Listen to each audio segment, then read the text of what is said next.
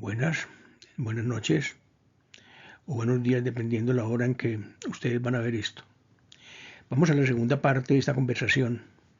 Hoy vamos a conversar un poco sobre el proceso de desarrollo de la escultura griega, que nos va a mostrar lo que es un proceso de desarrollo de la escultura en casi todas las culturas del mundo. Los procesos son siempre de lo más simple a lo más complejo. Y en este caso es la naturalidad de la representación lo que va a estar en el punto culminante. Vamos a ver que hay elementos muy interesantes que mirar en este aspecto y tendremos, por lo tanto, un primer momento. Vean, este es un primer ejemplo. Es un ejemplo muy primitivo, de muchos siglos atrás. Es un ejemplo del segundo o tercer milenio antes de la era cristiana. Estos ejemplos corresponden a periodos que duraron mucho tiempo.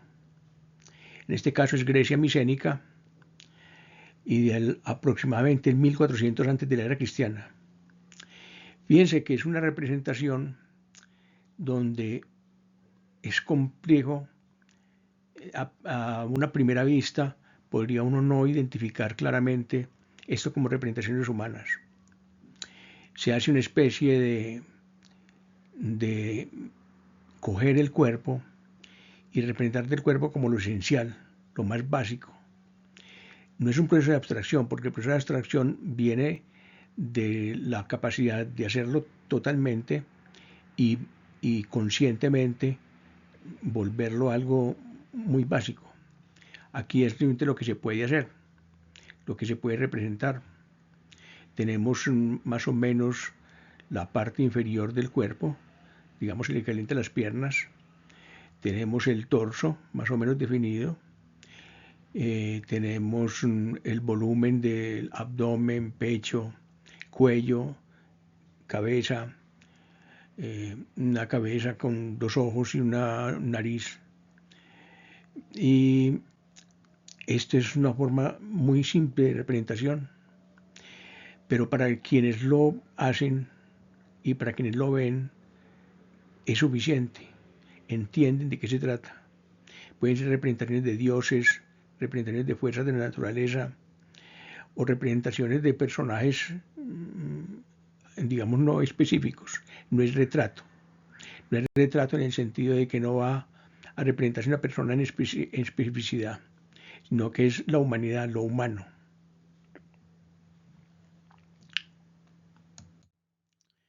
Aquí figuras femeninas, cultura minoica, en 1600 antes de la era cristiana, representación de una diosa, la diosa serpiente. Aquí tenemos ya mucho más avanzado el esquema de representación.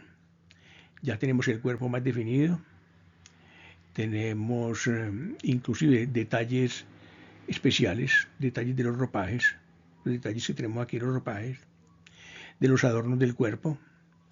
Tenemos una anatomía mucho más claramente definida, algo que se reconoce a primera vista, ya no dudamos.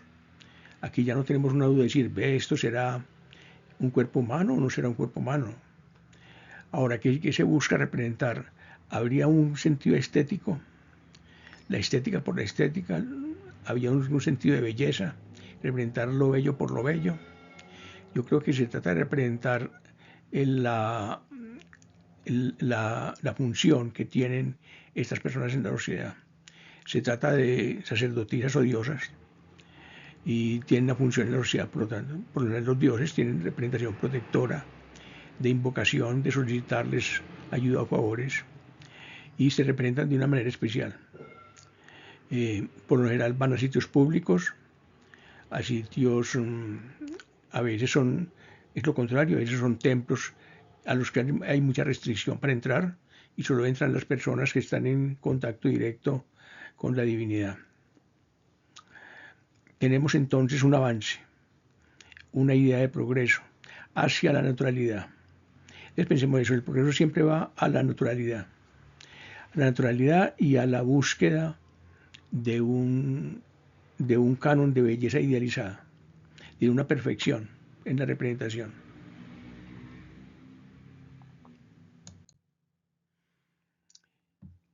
Aquí es un arcaico tardío, aproximadamente 530, siglo VI antes de la era cristiana, mucho más claro que el anterior, más sencillo. Hay unas líneas muy rectas, muy suaves. Hay un rostro muy claro, que inclusive es un rostro sonriente, joven. Hay un detalle en el cabello. Es posible que para ellos sea importante la tenida del cabello y por lo tanto lo representan de esta manera. Sabemos de primer vistazo que es una figura femenina joven. Hay una cierta tendencia a que se representan esculturalmente los hombres y mujeres jóvenes. Primero porque la juventud es bella. El cuerpo humano en sus años jóvenes es un cuerpo mucho más bello que el cuerpo humano cuando ya se va avanzando en edad. De hecho, al final del desarrollo de la vida no podemos hablar de cuerpos bellos, sino de cuerpos humanos más o menos bien tenidos o no.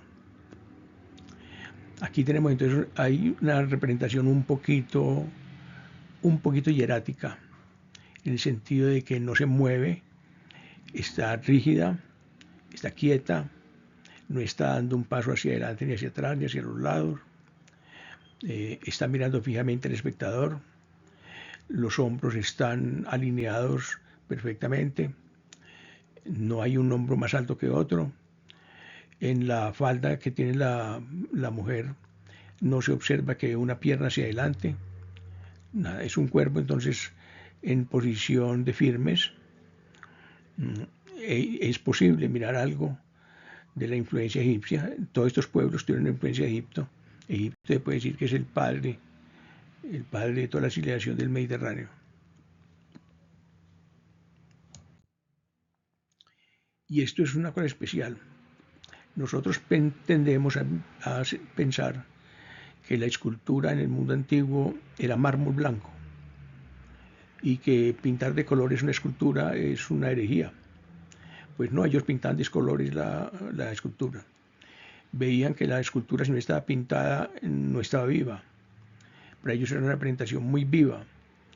A la derecha es un ejemplo de cómo pudo haberse visto en su tiempo, en su momento, con sus ropas de colores, decorado el rostro con afeites, con pintura de labios, probablemente pintura de ojos y de mejillas, el pelo posiblemente teñido también, y con un tejido muy especial, un tejido muy bonito, muy adornado. Entonces nosotros tendemos a no valorar esto. Pensamos que es blanco todo, que las fachadas del edificio eran blancas, que el Partenón era blanco, y no, el Partenón debía ser una explosión de color, mucha riqueza de color. Y en general las esculturas están, digamos, tratan de hacer lo posible porque sean lo más vivas imaginable.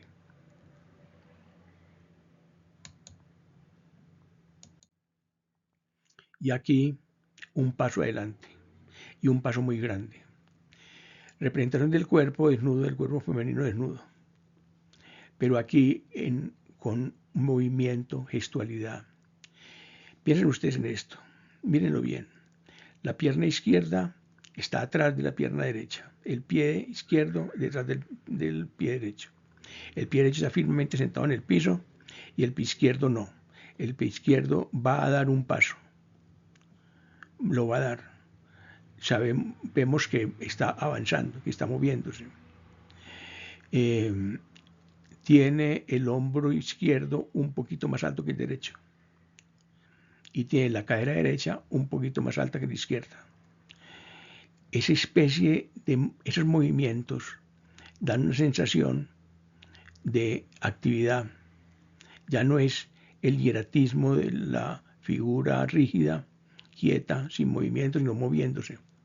Mira hacia un lado, se cubre los genitales con la mano y en la otra mano tiene un ropaje. Y miren la cantidad de trabajo que hay en ese ropaje. Hay una habilidad técnica, entonces muy desarrollada, no solamente para construir la superficie de ese cuerpo representado de esta manera, sino que hay una habilidad técnica para construir esos ropajes bien complejos. Al mismo tiempo sirve como apoyo para la escultura. Ven que hay una parte de escultura en mármol, del mármol que va hacia la tela, que ayuda a sostener el grupo escultórico completo. Aquí nos enfrentamos entonces a las copias que posiblemente encontró el Renacimiento y que le sirvió de acicate para crear su propia escultura, apartándose del mundo medieval, que luego miraremos qué es lo que hace. Y aquí ya la perfección del movimiento. Esta es la Venus de Milo, es aproximadamente el siglo II antes de la era cristiana. Aquí tenemos esa forma, fíjense que hay, si uno sigue partiendo de la mitad de la frente, va bajando, va encontrando una S, una serpentina, se le dice figura serpentinata. La pierna izquierda está claramente adelantada y se nota que se levantan las telas. Esas telas son paños mojados. Paños mojados es una técnica de el paño al pegarse al cuerpo deja ver el cuerpo a través y lo vislumbra.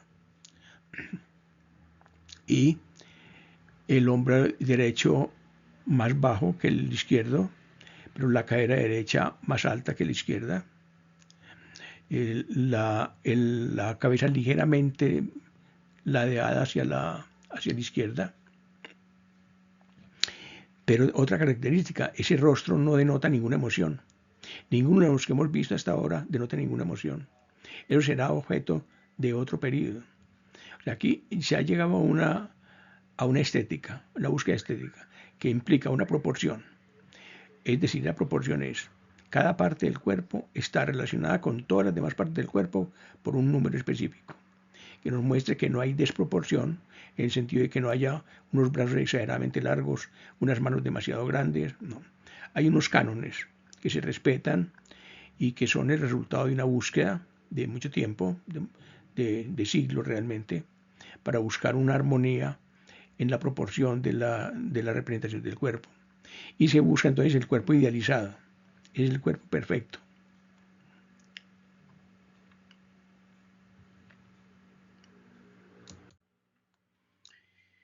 Y aquí la Venus de Samotracia probablemente estuvo en la proa de un barco, recibe el viento de frente, el viento pega la tela, la echa hacia atrás, despliega sus alas. Hay mucho más virtuosismo. Hay más virtuosismo aquí en el sentido de dificultar de manejo del trabajo del escultor para representar esos ropajes pegados al cuerpo, ropaje mojado, y avanzando hacia el frente, avanzando hacia adelante. La sensación de avance es obvia, aunque sea una escultura que está puesta en posición estática.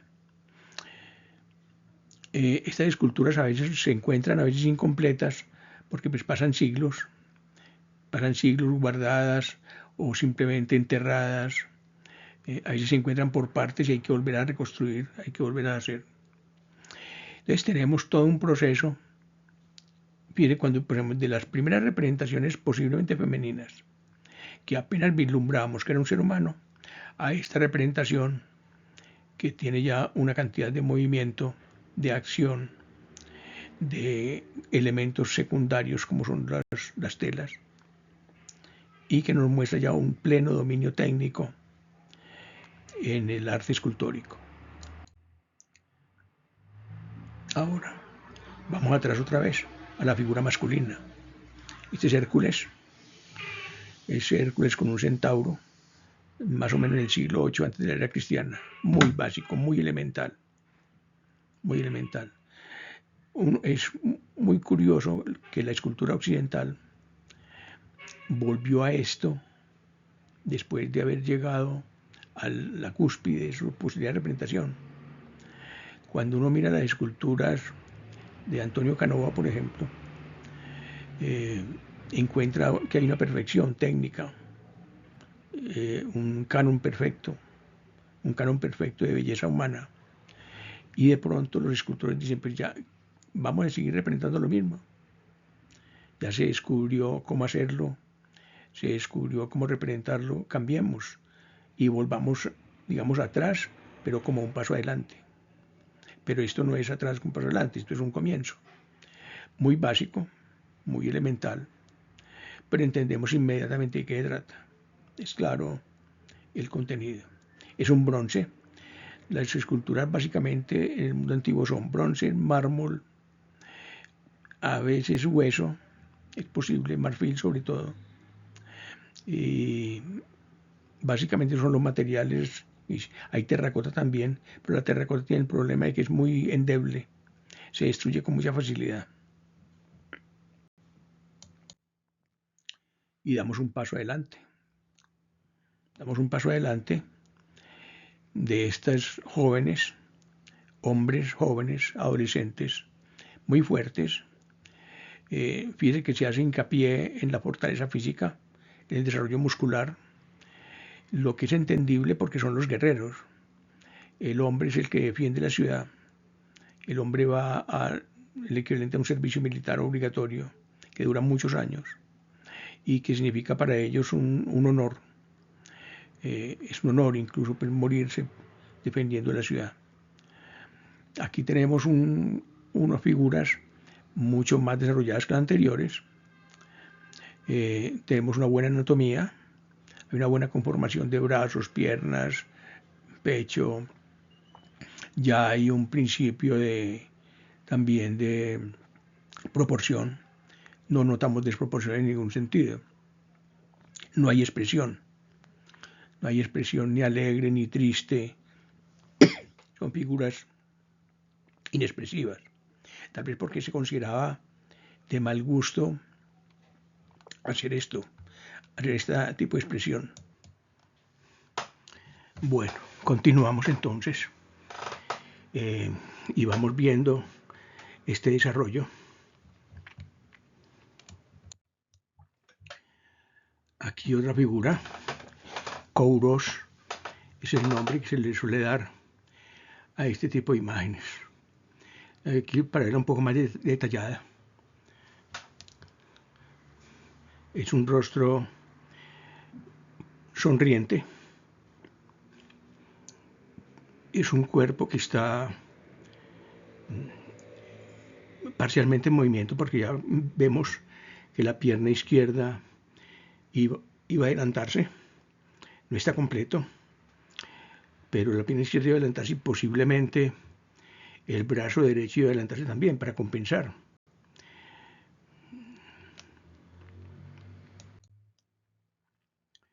Aquí tenemos un arcaico temprano, un varón también, un Kouros, ejecutado en mármol, más o menos del siglo VI antes de la era cristiana.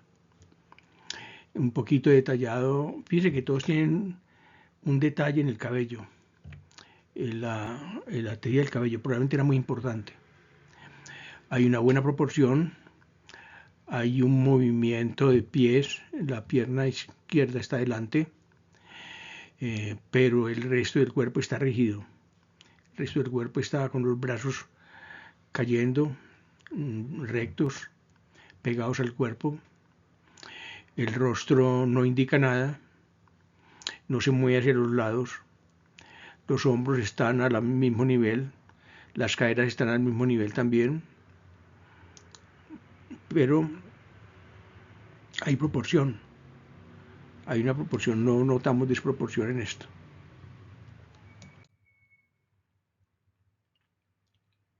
Otro cuerpo, ya más completo, muy fuerte, se destaca la fortaleza, el guerrero, el atleta, Los griegos competían en los Juegos Olímpicos y ganaba un ganador individual, no ganaba un equipo ni una ciudad, sino un guerrero, un atleta, en varias disciplinas. Y se le hacían esculturas en su honor y se repartían por todo el mundo griego de la época. El cuerpo desnudo para ellos no tiene significación moral, simplemente si el cuerpo se ha cultivado y se ha trabajado, pues hay que mostrarlo. Los jóvenes practican desnudos en la palestra y para ellos es un orgullo mostrar cómo han desarrollado su cuerpo, cómo se ha vuelto fuerte, ágil. Este es una auriga, es el que tiene las bridas con las que controla los caballos, está vestido, es hecho en bronce. Es el ejemplo de la escultura dedicada a una actividad específica. El cuerpo está vestido, pero no tiene todavía, fíjate que los dos pies están exactamente al mismo nivel. Parece mirar fijamente hacia algo, posiblemente a alguno de los caballos. Y otra cosa interesante es que es representación de grupo, porque posiblemente había, no solamente el hombre con la rienda en la mano, no que esa rienda iría hasta el caballo o al carro, o al carro que tenía, eran unos carros de 2 ruedas, recuerden cómo es, unos carros de 2 ruedas en los cuales va un conductor y a veces un arquero o un lancero.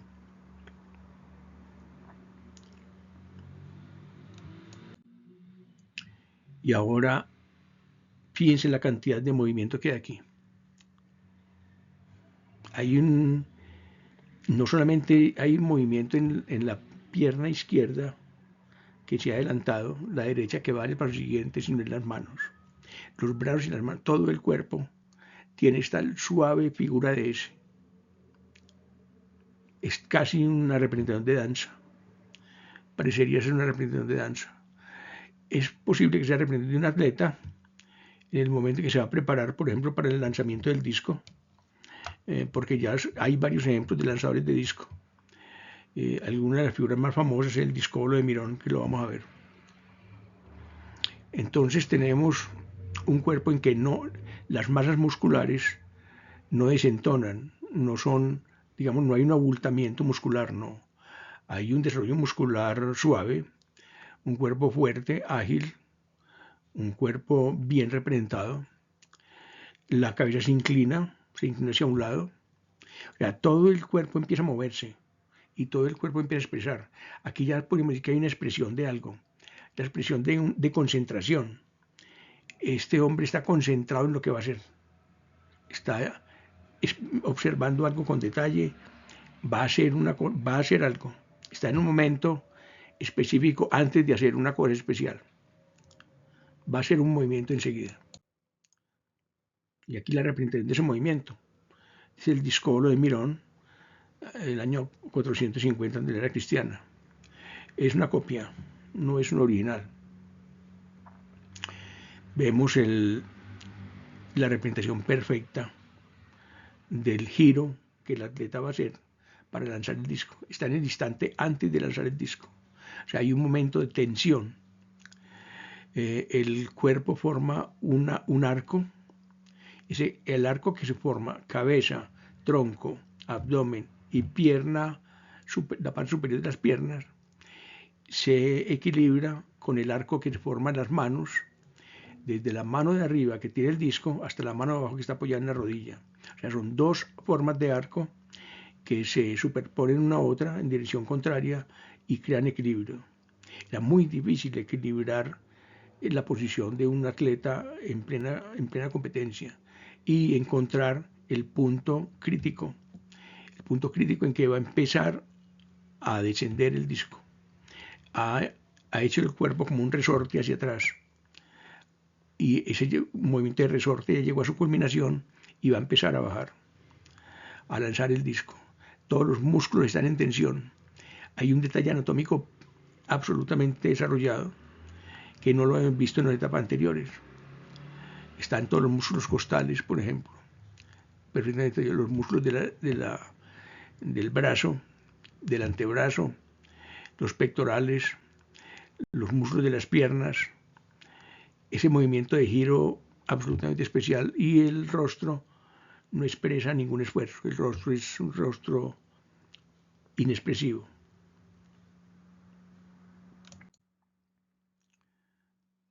Una variación, ese tema para ellos era importantísimo, porque era el mostrar el cuerpo en su máximo nivel de desarrollo. Aquí tenemos otro momento en el lanzamiento del disco, este hecho en bronce. Este es un bronce, una copia romana, aproximadamente del siglo II antes de la era cristiana. Ahora bien, Roma disfrutó esto, los romanos entendieron esto, se llevaron para Grecia, de Grecia hacia Roma, toda la cantidad de esculturas que pudieron, lo admiraban. O había consultores griegos en el gobierno romano, los hombres de negocios llevaban griegos muy ilustrados para que le ayudaran en sus negocios y podían incluso pactar su libertad, convertirse en libertos. Y estas esculturas los romanos van a copiar hasta el infinito, y muchas de ellas van a sobrevivir y van a ser encontradas en los siglos del Renacimiento y van a ser entonces un modelo. Por eso es que mostramos esto, porque este es el modelo que el Renacimiento va a tomar. O sea, el objetivo del Renacimiento es: lleguemos a este punto, separándonos de la técnica escultórica medieval.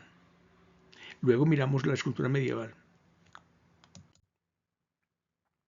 Y este es como el barroco de Grecia. Este es de Mirón, siglo III antes de la era cristiana. Es un hombre, un viejo borracho. Esta es la obra original, esta no es copia. Este es el original de él. Y nos muestra algo. Una vez que se ha aprendido a representar el cuerpo, el movimiento, la tensión, las proporciones, entonces se puede empezar a representar la expresión, el interior humano. Es algo como lo que va a pasar entre el Renacimiento y el Barroco. El Renacimiento va siglos XIV, XV, XVI. A finales del XVI el manierismo, que es una etapa intermedia entre el Renacimiento y Barroco. Y del siglo XVII y XVIII el Barroco. ¿Ese barroco qué va a hacer? ¿Volver a repetir las obras del Renacimiento? No tiene sentido. De lo que van a hacer es buscar expresión máxima. Y aquí no cuerpo joven. Fíjense que es muy especial. Todo lo que hemos visto son cuerpos jóvenes hasta ahora. Aquí es cuerpo de un hombre en edad mayor, un adulto mayor, y en expresión muy, muy exagerada.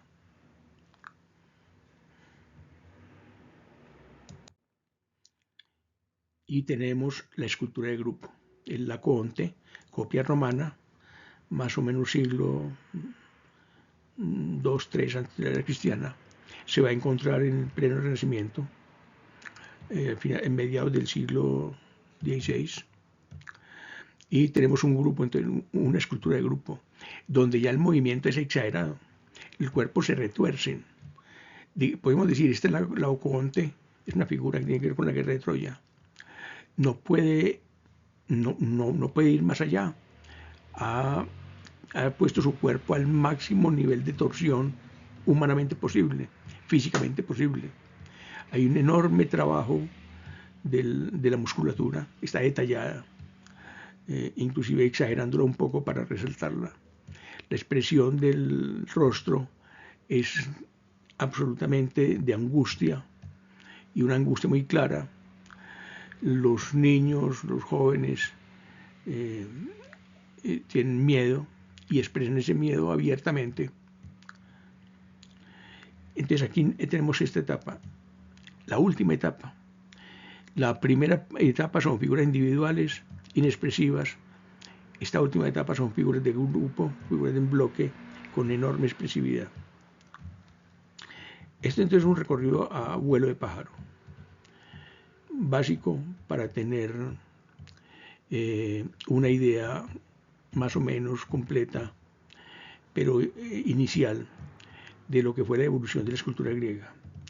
Y porque fue tomada como modelo por los italianos en los siglos del Renacimiento. La próxima oportunidad no vamos a mirar pintura griega porque es que no hay pintura griega importante, pero vamos a mirar arquitectura griega. Vamos a centrarnos en un edificio, en el Partenón, porque va a ser un modelo que hoy es un edificio icónico, de los edificios icónicos que hay en el mundo, de los modelos de proporción que existen en el mundo en arquitectura, es ese Partenón. Entonces continuaremos posiblemente con esa idea.